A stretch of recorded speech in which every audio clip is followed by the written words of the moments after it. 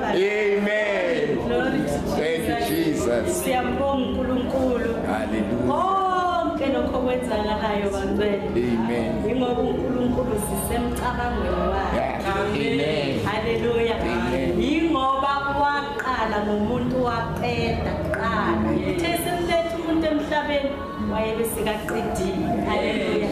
Ingakho sikwazi namhlanje ukuthi konke kuhamba kahle. Hallelujah. Esikhathini samanje ngizobiza uHaruna Makhwezi azisenzela ama-announcement. Hallelujah. Amen. Lomusongaka umangalisayo lomusongaka umangalisayo bengingubani mina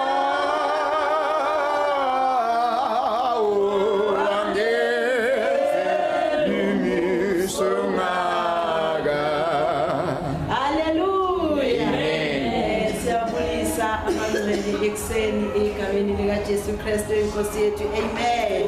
Sibulisa umpostoli engekho phakathi kwethu. Sibulisa ubabshangase.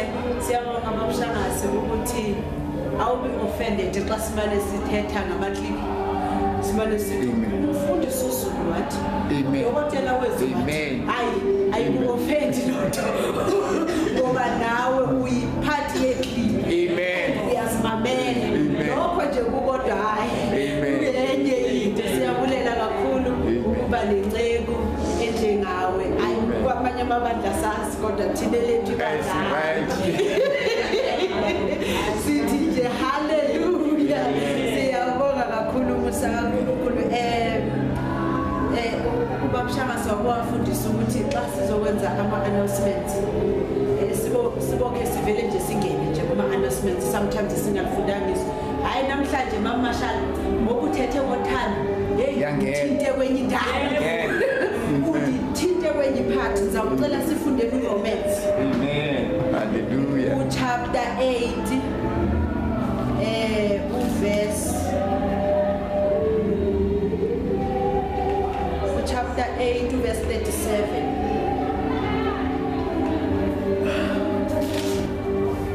Ndifuna nje lathi la voice note yakhona phakwe in Romans chapter 8 verse 37. Footnote yakhona sizawuqala ngokufunda nje ithi yet even in the midst of all these things we triumph over them all.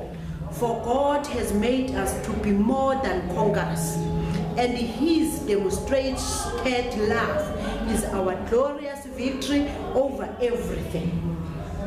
Ndifuna ke le ethi the love of God gives us a glorious hyper victory, more than can we describe or contain in one word.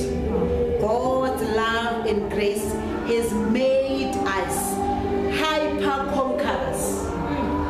God's love.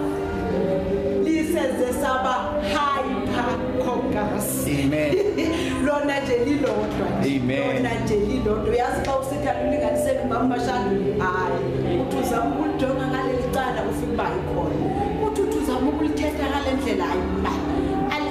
Awukwazi ukuthi uzufikelele kulubona ukuthi hey kodwa uNkulunkulu wamthanda umuntu. Ngoba uma wakwazi ukuthi umthande umuntu and uthando lwakho ubumnandi balo bokuthi akakhathali ukuthi umiwe iphi khona. Ukuthi wena uhlalele into ethi hayi ngizabona ukuthi ngizawuya nini enkonzweni ukuthanda unjalo.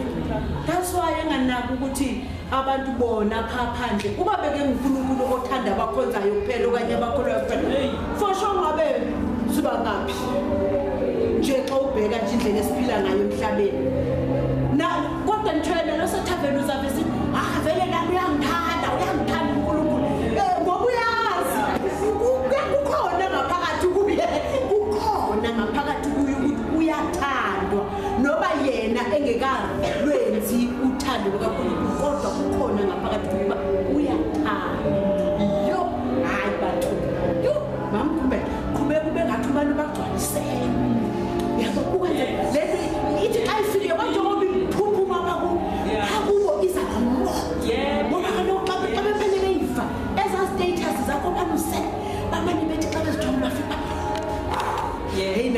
uzenenye lo mama baphile nakusasa kanti leke ngoku seke ithatha siqala ngokufunda lama version eyona lesiphambanisa wesikwanga lama version Amen. ngoba uyaluqala la version eyi1 yayifundwe ebantwini ngoba xa uthi uya ku message xa uthi uya ku TPT xa uthi uya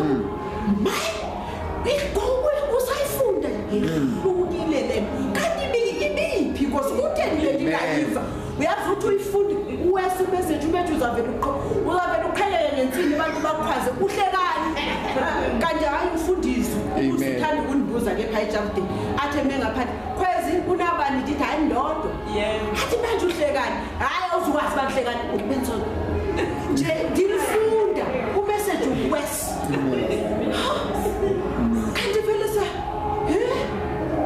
man yo hayi bese singemapha sithethe imindonke sithethe uyazi then manje ndithi uNkulunkulu wami sibonga lo musa wokuthi sasikhonza thina sisiflora wazi kahle dandiye ndimfonele sekethu vele emsebenzini ke kwenze ngikhathezi ndithi kuming he reagereke Monday sizawuye enkonzweni ngeMonday babushanga sithi no ukuthi sihamba kanike ngenyawo sisuke 5 sizala kwahlobo from 6 o'clock sihleli lapha kuzaze kubethu 8 sichayise sibuyele ezindlini xa ufika kwale beyifunda awuyazi noma asoyenza noma ilikhuthaza noma ilikubulala Sunday uyaya kwakho uchona pha ngikhumbula kwenye game uyonela lo wayemncidi umntetini sisuka le 5 dingenayo i10 rand yokhona ndibambe nje into ukuthi ngibende 10 rand ukunikela ngoba bazafundisa ngomnikelo ndinganikeli ndibuye inhloko yami ibuhlungu ngithathe leyo ukunikela nditha wathi sesilapha nabo mama uyansinda ndithi nayibo ndimo kusindayo wathi mama uyansinda okay ulapha ezantsi ngoba ndihamba nje angisanakile nokuthi ndimtete kanjani ndamnyula ke ndani wathi yekeke kongoda sihamba sofika xa efike kuzona ufika wathi ndizalala udinwe esenkolo sisaya asikafiki sathi sesifikile wathi wahlala wabona ke ukhazini wakhe hayi yaphela lonto bekethe udinini uya kwami enkonzweni apha ndandiye ngixelela uMamqozi ndithi ndizawubuya ndilile ndalila oseke ndibuza uba ubulilelana ndazi noma benililelana kodwa kusalayo ilizwi belishaya ndalila le mithambo le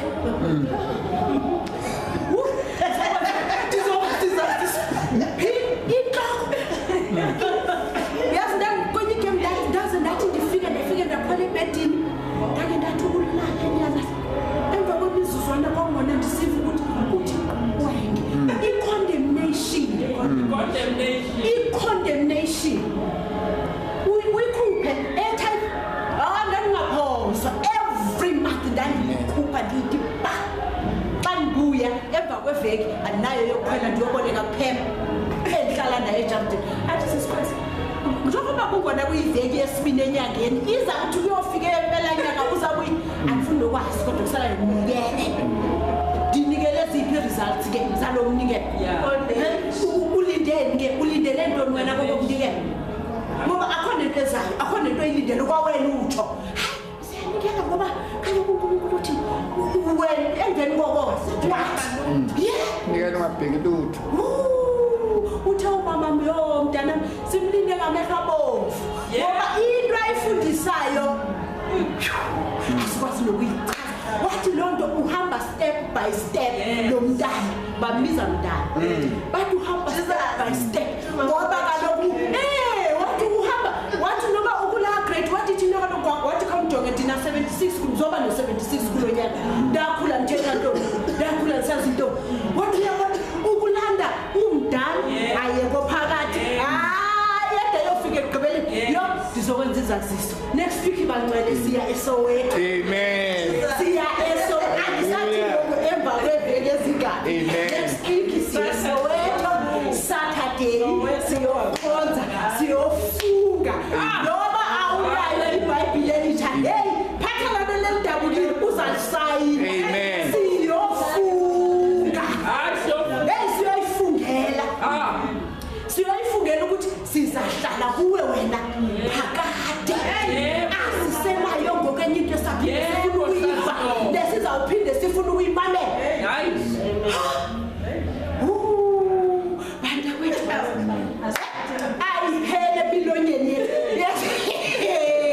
hayi suka nini.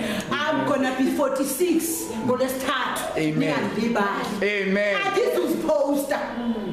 I'm gonna be 46. Andithi uyalibala. So nika wena i-duty yokuthi ngizaba 46 besibala sinomlungu wami uthi yo Joyce mina mina ngizakane 66 wena uzakane 46.